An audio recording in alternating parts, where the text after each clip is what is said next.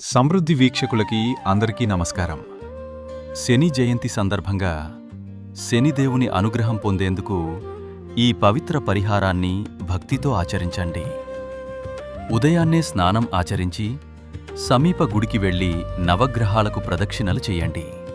తర్వాత శనైశ్చర స్వామివారిపై స్వచ్ఛమైన నువ్వుల నూనెను సమర్పించి నువ్వులతో నైవేద్యం పెట్టండి.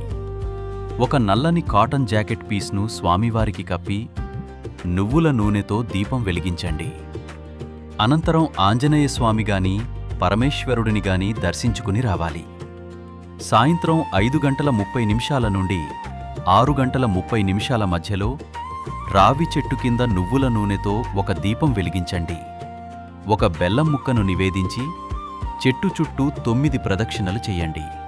కానీ చెట్టును తాకవద్దు. ఈ విధంగా భక్తితో ఆచరిస్తే శనిదేవుని అనుగ్రహం త్వరగా కలుగుతుంది. శుభం.